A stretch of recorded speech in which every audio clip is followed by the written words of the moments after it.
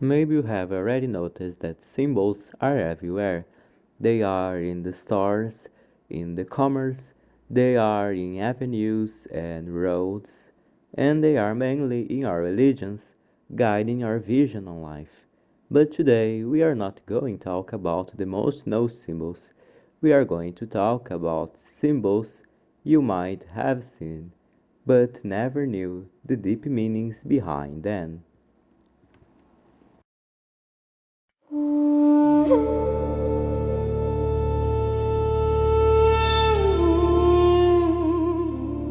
The Kiro is one of the oldest and most powerful symbols of Christianity. At first glance, it seems almost abstract. Two Greek letters, the Ki and Ro, crossing each other in a simple, elegant monogram. But their meaning is anything but simple. Together they form the first two letters of Christos, Christ. From the very earliest centuries, the sign became a visual confession of faith, compact, recognizable, and filled with theological weight. One of the most famous stories associated with the Kiro comes from the Roman Emperor Constantine. According to tradition, on the eve of the Battle of the Milvian Bridge in 312 AD, Constantine witnessed a vision in the sky. He saw this very symbol, the Kiro, shining above the sun, accompanied by the words "In hoc signo vinces," in this sign we will conquer. Whether this vision happened exactly as the legend tells, its impact on Christian history is undeniable. Constantine ordered the symbol to be painted on the shields of his soldiers.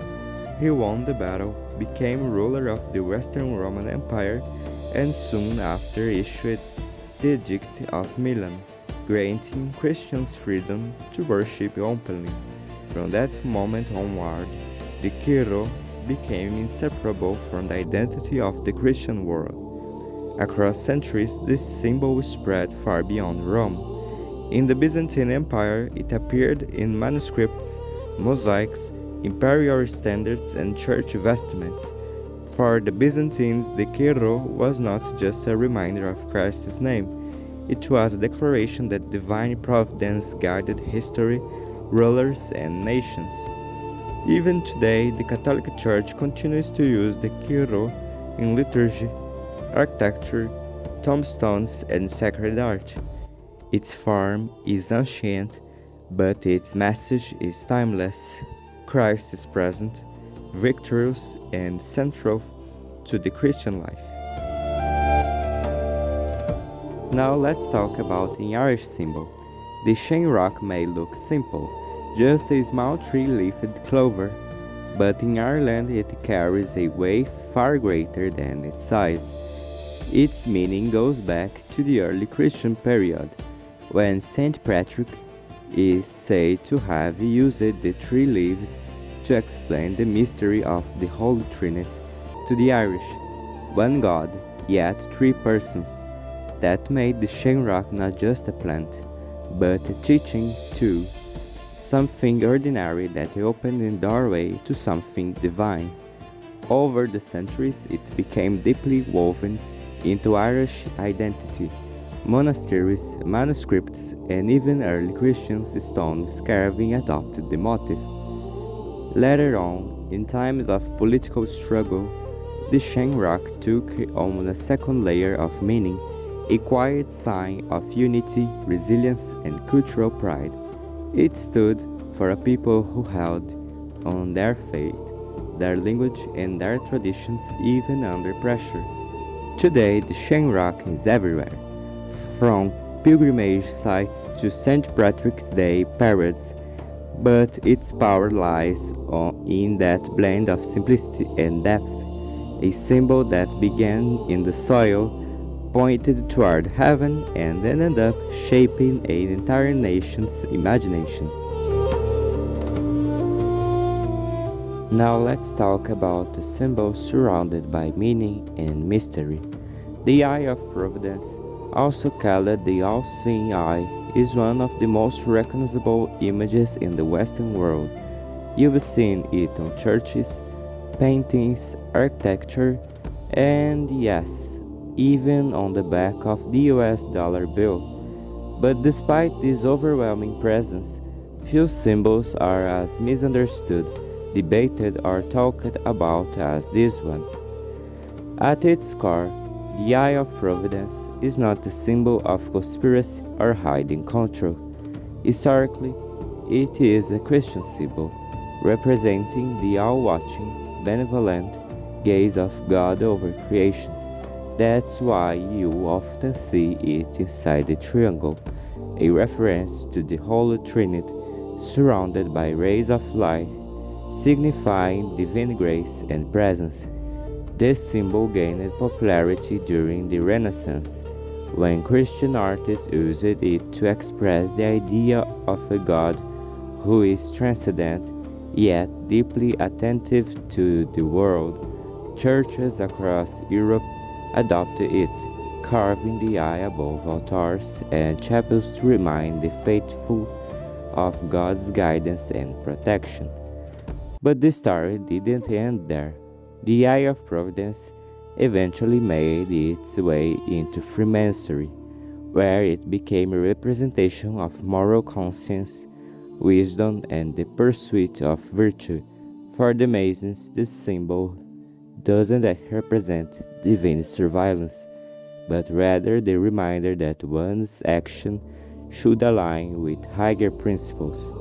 And it's exactly this overlap religion, philosophy, spirituality, architecture, and secret societies that gave the symbol its aura of mystery.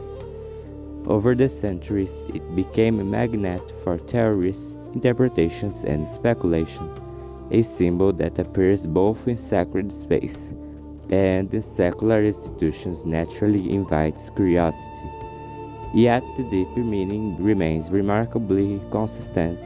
The eye represents guidance, order, and the belief that the universe has a moral structure behind it, whether through God, virtue, or reason. And now let's talk about the last symbol, which is one of the most controversial and most debated symbols in the modern world.